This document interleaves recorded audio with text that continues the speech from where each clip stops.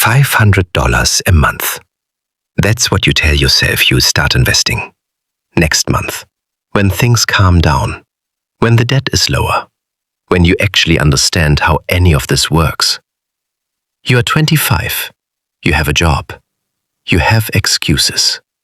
And right now, in this exact moment, you are making the most expensive decision of your financial life. Not by doing something wrong, but by choosing to doing nothing at all. You don't feel it yet. That's the thing about this particular mistake. It doesn't announce itself. There's no bill, no late notice, no overdraft alert. The cost of waiting doesn't show up in your account. It shows up in the account you never built. The one could have existed. The one that doesn't.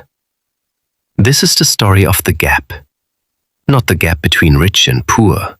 Not the gap between lucky and unlucky. The gap between the version of you who started and the version of you who waited. That gap has a number, and the number is going to stay with you. The hardest financial losses to accept are often the ones you never see happening in real time. You are 25. Your take-home pay is $3,200 a month. After rent, groceries, the car payment, and the credit card you've been slowly paying down since college, you have maybe $400 left. Sometimes $300. Some months it's $180 and a lot of ramen. You know you should be investing. You've heard it. You've nodded at it. You've even opened a brokerage account once and stared at it for 6 days before closing the tab. But the market is weird right now. You'll wait until it settles. You're still figuring out your career. You'll start when you have more. This is what financial procrastination sounds like from the inside.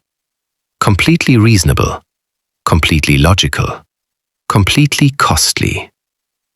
The first rule, waiting for the right moment, is the same as choosing never. There is no signal that tells you the moment has arrived. The market is always weird. Life is always complicated. The person who waits for clarity loses the years that clarity cannot buy back. Because while opportunities can return, lost time rarely does. So you wait. 1 year becomes 2. 2 becomes 5. You get a raise. You move to a better apartment. You buy furniture that isn't from someone's garage sale. Life gets more expensive as it gets more comfortable. And the $500 a month you said you'd invest gets absorbed into the life you built instead. This is not a failure of discipline. It is a feature of how lifestyle works. It expands. Always. You are 30. Your net worth is $14,000. Most of that is a used car and a savings account you haven't touched in 2 years. You feel okay about this. 30 feels young. You have time. Everybody says you have time. But here is what is already happening right now, without your knowledge, without your permission, in a parallel version of your own life. The version of you that started at 25. Same salary, same rent, same everything. That version put $300 a month into a basic index fund and never stopped. 5 years of $300 a month at a historical average return of around 8%. That version of you has more than $22,000. Not a fortune, but it's growing. Every month the market adds a little to the pile, and then it adds a little to that, and then a little to that. The machine has already begun doing its job.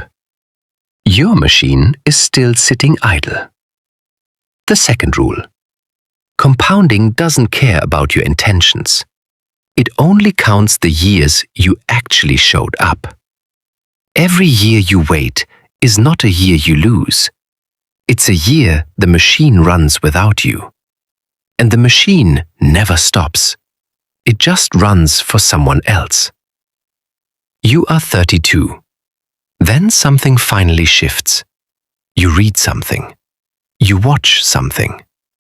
A number crosses your screen that you cannot unhear. Someone your age has $60,000 invested. Not because they earn more than you, because they started earlier. You feel something you haven't felt about money before. Not guilt, not shame. Something colder. Recognition. You open the account. For real this time. You put in $400. You watch it for a week. Nothing dramatic happens. You put in $400 the next month, and the month after that. This is not a breakthrough. It's just a start. A necessary start. A late one. And for the first time, you're no longer thinking about investing someday. You're thinking about the years you can still save. Your net worth crosses $5,000 in investments for the first time. You are 33. It took you 8 years of adult life to get here. The version of you that started at 25 has $47,000 by now. You don't know that number. You can't compare yourself to a ghost. But the ghost is real. The ghost is the gap. You are 35. You've been investing consistently for 3 years. Your portfolio is $22,000. You feel proud of this, and you should be. It took real discipline to get here. But here's what you don't see. The version of you that started at 25 has $89,000. Same contributions, different timeline. The gap is now $67,000. And here's the part that nobody tells you clearly enough. That gap is not going to close. It is going to widen. Because now the early version has $89,000 compounding, and you have $22,000 compounding. The machine that started earlier is running on a bigger engine. Every year, the distance grows larger. Not because you're doing anything wrong, because time is not a neutral variable. It is the most aggressive force in personal finance. And you surrendered 10 years of it. The third rule. The cost of delay is not what you failed to save. It's what those savings would have earned. The actual cost lives 3 layers deep. Most people never see it because it exists in a future that hasn't arrived yet. By the time it becomes visible, there is often no way to recover the lost years. You are 40. Your portfolio is $67,000. You've been contributing $500 a month for 8 years. You feel like you're building something. Because you are. But the version of you that started at 25 has $196,000. The gap is now $129,000. And it started from a single decision.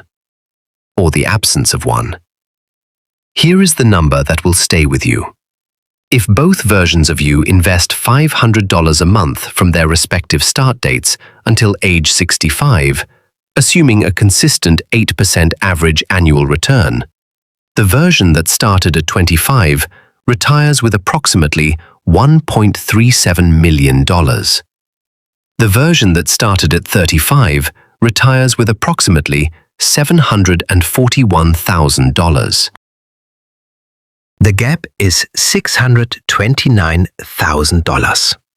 Not because of income, not because of stock picks, not because of luck, not because one version worked harder than the other. Because of 10 years. That's it. 10 years of delay costs $629,000 in retirement wealth. That number is not a projection. It is arithmetic. Cold, patient, indifferent arithmetic.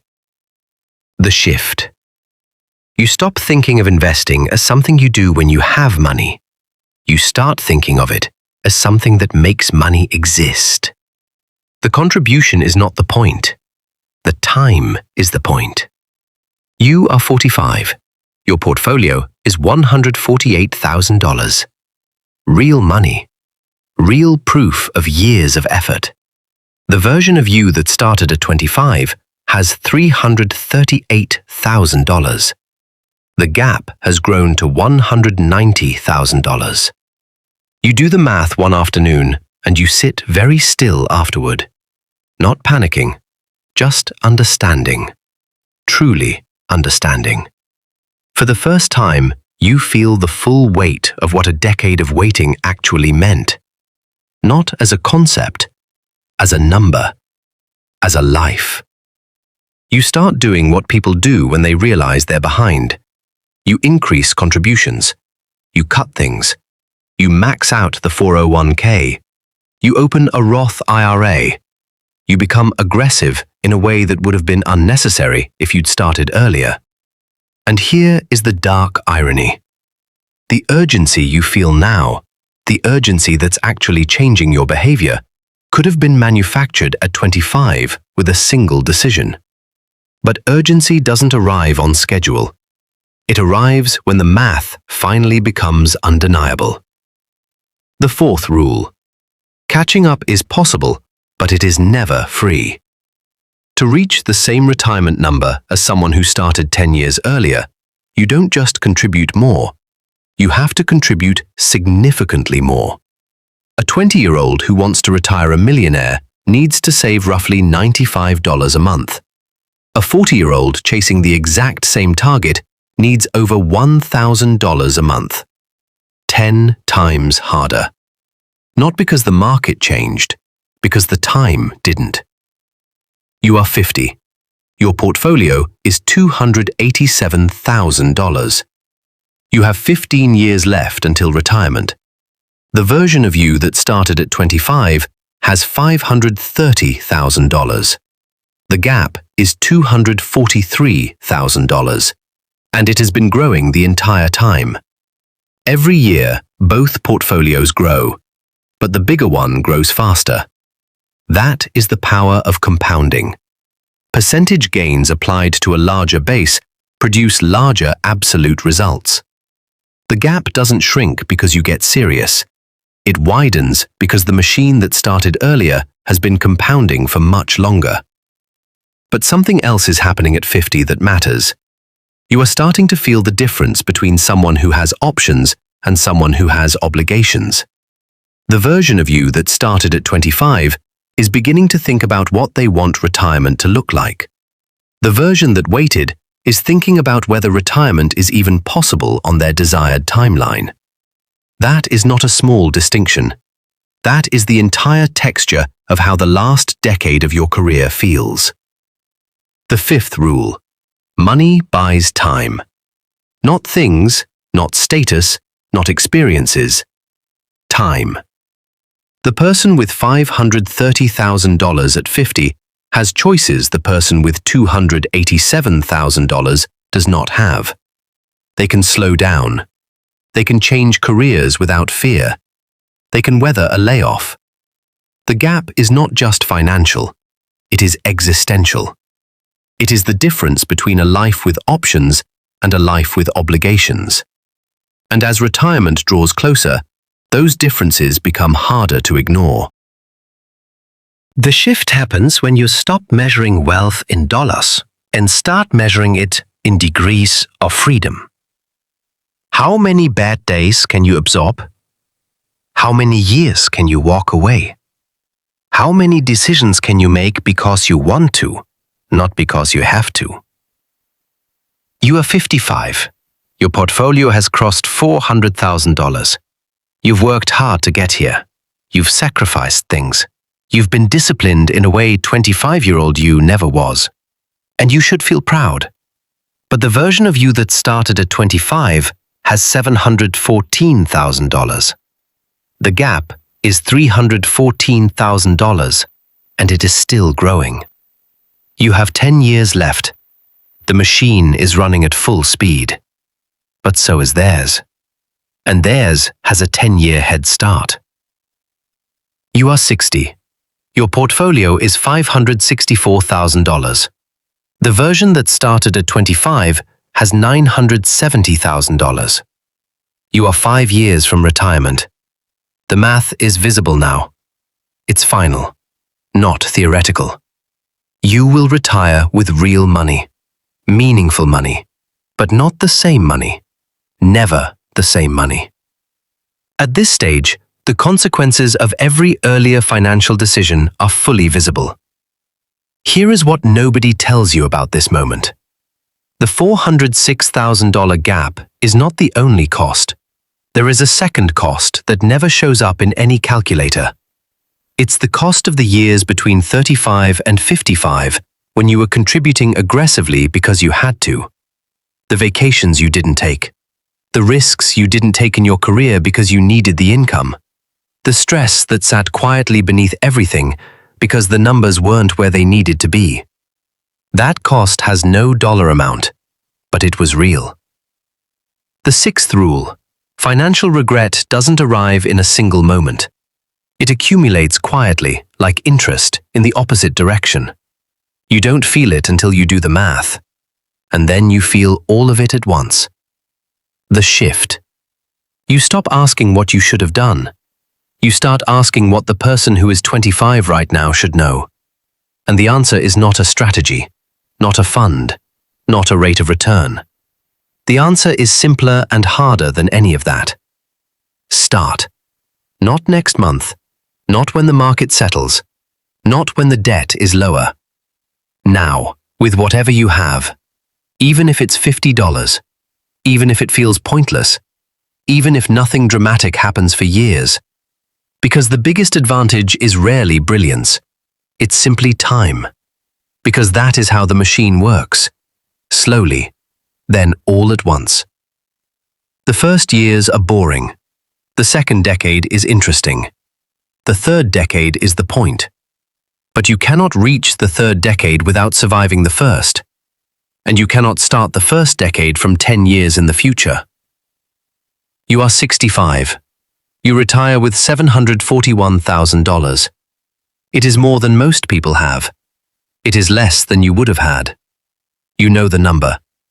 $629,000. The gap. The cost of the years you spent telling yourself you'd start soon enough. You don't dwell on it. You can't change it. But you carry it the way people carry things they cannot put down. And somewhere right now, in an apartment that costs slightly too much, there is a 25-year-old with a take-home paycheck of $3,200 a month. After rent and groceries and the car payment and the credit card bill, they have about $400 left. They know they should be investing. They've heard it. They've nodded at it. They've even opened a brokerage account once and stared at it before closing the tab. The market is weird right now. They'll wait until it settles. They'll start when they have more. The machine doesn't ask if you're ready. It doesn't wait for the right moment. It opens every morning and it runs for whoever shows up. The gap is already forming, right now, for someone. The question is only whether that someone is you. It always starts with $500 a month. It always starts with next month. It always starts here. And years from now, that small decision may be the one that changes everything.